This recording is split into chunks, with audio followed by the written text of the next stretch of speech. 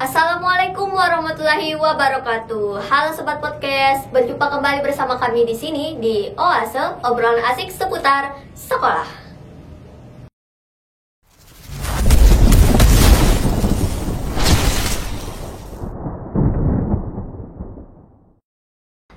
Nah, jadi sobat podcast, tahu nggak sih ada apa di tanggal 17 September ini? Jadi tanggal 17 September adalah peringatan Hari Palang Merah Indonesia atau yang kerap kita dengar itu PMI. Nah, kalian tahu nggak PMI itu apa? PMI adalah sebuah organisasi yang bergerak dalam bidang sosial kemanusiaan. Nah, untuk penjelasan selengkapnya akan kita bahas bersama narasumber kita kali ini, yaitu Kak Rudy Hartono. Halo Kakak. Hai. Kabarnya gimana nih Kak hari ini? Alhamdulillah baik. Alhamdulillah sehat ya. Gimana nih Pak perasaannya diundang ke Room Podcast di Semarajaku ini? Karena pertama kali jadi kayak excited banget ya. Iya, Ternyata di excited. SMA ada podcast gitu ya. Iya, tentunya dong, karena Ya. kita sangat inisiatifnya juga lumayan kuat ya Kak. Nah, sebelum kita masuk ke obrolan, izinkan saya membacakan profil singkat beliau. Jadi nama lengkap beliau adalah Kak Rudy Hartono. Beliau sekarang sudah berusia 33 tahun ya Kak. Betul. Nah, kalau sobat podcast penasaran nih di mana Kak Rudy Hartono ini tinggal. Jadi beliau ini tinggal di Jalan M. Hatta, Handil 3, Gang Pandawa. Dan jabatan beliau di PMI adalah sebagai Kepala Markas periode 2020 sampai 2025. Wow. Nah, sobat podcast, yuk kita simak pembicaraan kita bersama Kak Rudy Hartono. Nah, Kak, saya mulai ya. Ya. Kak Rudy, bisa dijelaskan organisasi PMI ini sebenarnya seperti apa ya, Kak? Ya, seperti disebutkan tadi, PMI itu adalah organisasi bergerak di bidang sosial kemanusiaan. Iya. Atau kalau untuk Muara Jawa ya, kita nggak usah bahas yang di luar sana. Kita sebutnya organisasi relawan. Relawan. Ya, Oke. karena setiap kegiatan yang kita lakukan itu murni dari teman-teman relawan. Iya, benar sekali. Dan kegiatannya memang tidak disponsorin. Iya, ternyata benar-benar secara ikhlas gitu ya, Kak. Betul. Iya. Nah, Kak, ini kan jabatannya Kepala Markas dari tahun 2020 sampai 2025. Jadi selama Kakak menjabat program ini, program kerjanya itu apa aja ya, Kak? Oke, awal diangkat sebagai Kepala Markas itu tahun 2020. 2020 itu lagi COVID ini lagi Iya, panas-panasnya gitu pandemi ya. ya. Ya, lagi pandemi. Jadi kegiatan awal kita ya mensupport Satgas COVID Muara Jawa. Mulai dari bagi-bagi masker, penyemprotan, disinfektan gitu, terus sosialisasi, Iya. vaksinasi, support puskesmas menjalankan vaksinasi dan sebagainya. Wah, ternyata hebat sekali ya untuk kakak yang jadi kepala markas di era seperti itu, di masa pandemi yang lagi merambat ya. Ngebahas tentang PMI nih Kak. Jadi di sekolah ini kan ada ekskul PMR nih. Itu sama aja nggak ya Kak sama atasan PMI sama PMR? Karena ada teman saya yang join ekskul PMR nih. Pernah diminta untuk jadi relawan di kegiatan PMI loh. Oke, anak PMR gabung dari PMI itu memang hal yang normal. Iya. Karena PMI itu bisa kita bilang induknya. Induk Jadi ya. induk organisasi. Jadi di bawahnya itu ada PMR, ada KSR, ada TSR. Nah, PMR ini kan khusus di sekolah-sekolah. Jadi Iya, PMR sekolah. itu memang kader calon penerus PMI, relawan PMI. Relawan PMI. Ya, jadi siapapun yang mau bergabung ke PMI silakan. Wah, sangat terbuka gitu ya Sangat Kak. terbuka, betul. Nah Kak, apakah dalam organisasi PMI itu ada tingkatannya ya Kak? Kayak pramuka itu kan biasanya ada jabatan-jabatannya gitu Kak.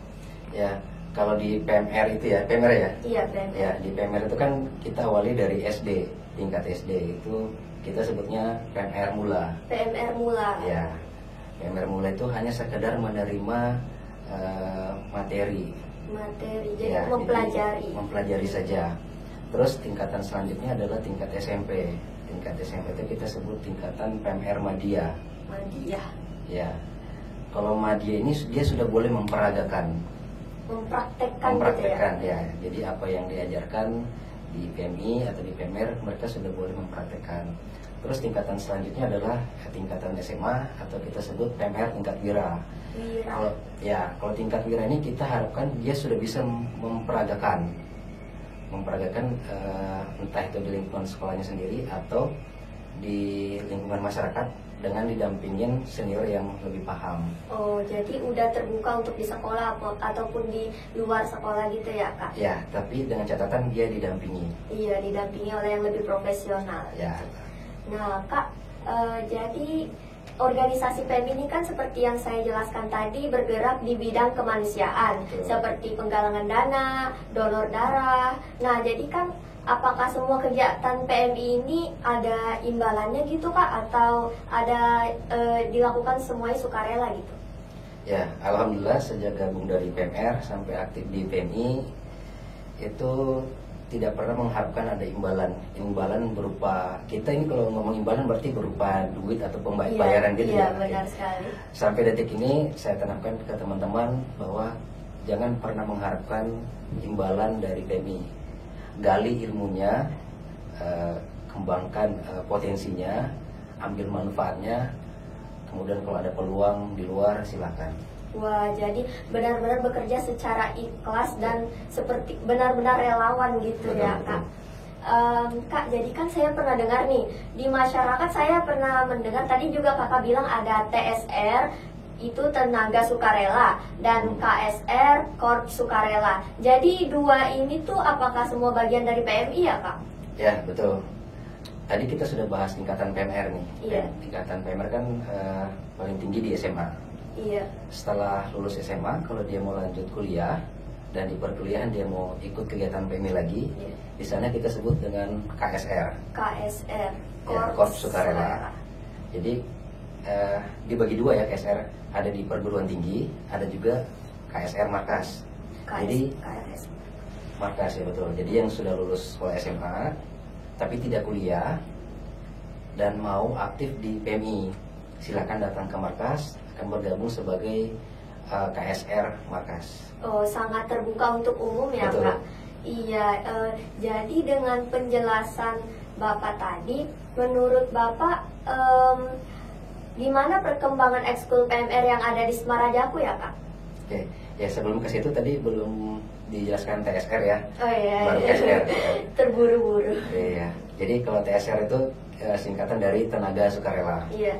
Jadi kalau misalnya ada guru, terus dokter, perawat dan sebagainya yang ingin mensupport atau ikut terlibat dalam kegiatan PMI, tapi tidak mau terlibat dalam kepengurusan, hanya mau ikut saat dibutuhkan saja, yeah, itu kita sebut sebagai tenaga sukarela. TSR. Ya, TSR. Saat dibutuhkan, kami informasikan apakah Bapak bersedia, apakah Ibu bersedia, dan dia bersedia, dia datang saat itu aja. Selesai dia balik. Tapi tetap tidak terlalu bergabung di bagian PMI gitu ya, Kak? Untuk aktivitas rutin dia nggak terlibat. Oke. Nah, jadi saya ulang tadi pertanyaannya ya, Kak. Ya. Perkembangan menurut sudut pandang Kakak nih, perkembangan ekskul PMR yang ada di sekolah kita ini di Semarajaku nih gimana ya, Kak? Oke, sebenarnya saya adalah angkatan pertama PMR di SMA. Oh, jadi alumni sini juga ya, Kak? Betul. Wah. Jadi saya gabung PMR itu sejak tahun 2005. Nah, itu saya belum lahir itu, Kak. Belum ya? Iya, belum. Jadi merasa tua saya nih. Ya, gabung tahun 2005, terus lulus sekolah tahun 2007. Oh. Sejak itu PMR SMA sangat aktif. Jadi kegiatan-kegiatan di luar, di sekolah maupun di luar itu banyak sekali. Sampai sekitar 2 tahun sebelum pandemi, mungkin ada perubahan manajemen dari sekolah, mulai redup. Mulai redup ya? Ya, mulai redup. Terus saya ini dari jam 2:30 tadi saya baru mulai pelatihan PMR di atas. Wah, baru pelatihan langsung ikut jadi narasumber di sini ya. ya. Sekalian. pesertanya lumayan banyak dari kayak ada Wow. 100-an. Wow. Ya. Jadi menurut kakak apa yang harus ditingkatkan dan apa yang perlu diperbaiki dari kinerja PMR yang ada di sini ya kak? Oke, jadi sebenarnya PMR itu kan adalah kandidat atau calon-calon penerus PMI, Iya. relawan PMI. Jadi harapan kami untuk ada di PMR itu memperrutin pelatihan. Memperutin pelatihan. Iya, teman-teman. karena saat kita dibutuhkan itu nggak bisa lagi namanya ini kita ngapain gitu ya. Ya dengan memperrutin pelatihan, dia biasa karena terbiasa. Dia Iya. bisa karena udah terbiasa. Jadi kita biasakan saat di pelatihan sehingga dibutuhkan tenaganya dia udah siap.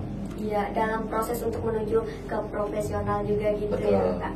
Oke, itu tadi penjelasan-penjelasan yang sudah dipaparkan oleh Kak Rudi Hartono. Terima kasih kakak untuk informasi-informasinya. Jadi Sobat Podcast, gimana obrolan kita tadi? Semoga obrolan kita dapat bermanfaat untuk para Sobat Podcast yang ada di rumah.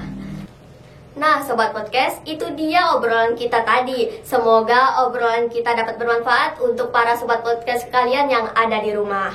Nah, sebelum saya pamit undur diri, saya ada pantun nih buat para pemirsa sekalian. Ada itik bertelur 10, telurnya dikirim ke kota Palu. Hari Palang Merah Indonesia ke-77, dirgahayu dan sukseslah selalu. Terima kasih sekali lagi buat kakak Rudi Hartono karena sudah mau berkenan hadir untuk datang ke room podcast kita ini. Sekian dari saya Hikmah Hidia, pamit undur diri. Wassalamualaikum warahmatullahi wabarakatuh.